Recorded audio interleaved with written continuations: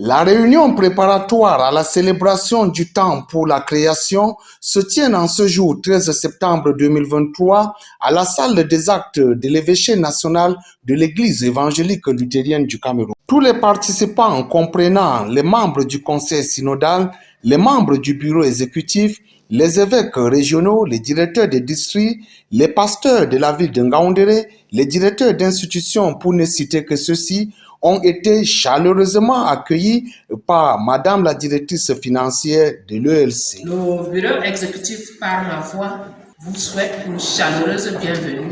Mes chers évêques régionaux, vous êtes sans ignorer l'objet de la rencontre de ce jour. C'est la célébration de la création. C'est la célébration de l'homme. C'est la célébration de la nature. Et c'est la célébration de Dieu qui est à l'origine de toutes ces choses.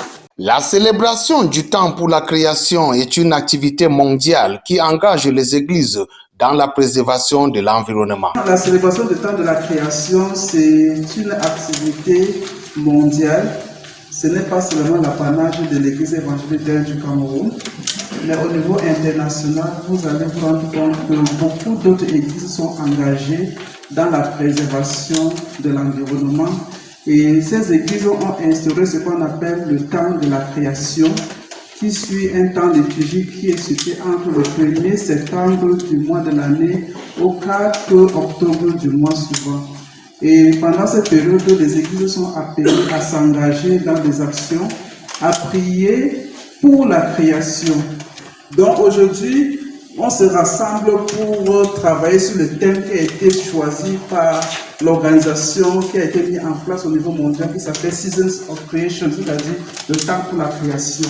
C'est une organisation économique qui est mise en place et qui chaque année sort un thème sur lequel les églises, les communautés doivent réfléchir, doivent mener des actions.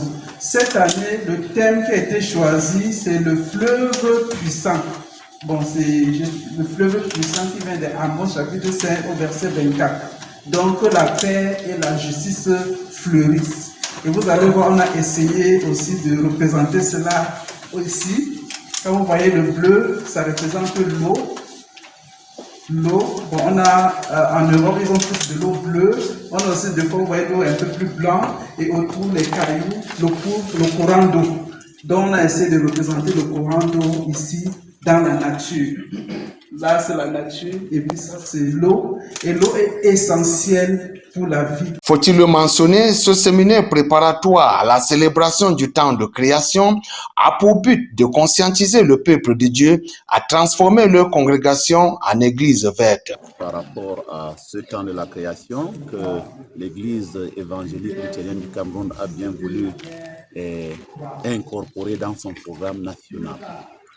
Nous sommes à la deuxième édition, en cette année 2023, et le message principal porté sur ce thème de la création n'est pas d'abord celui de vouloir créer un autre monde, non. Mais il est celui porté sur l'orientation selon laquelle comment est-ce que l'homme devrait se souvenir de ce que Dieu a créé.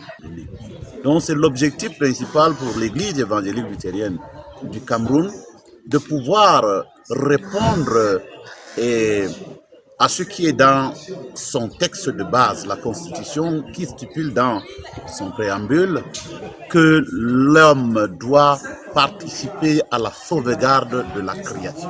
La sauvegarde de l'environnement implique fortement l'intervention de la femme. Nous savons que c'est la femme qui est la ministre de l'Intérieur, donc déjà avec la propriété de la maison et des alentours, et aussi l'entretien des arbres fruitiers autour de la maison, des fleurs.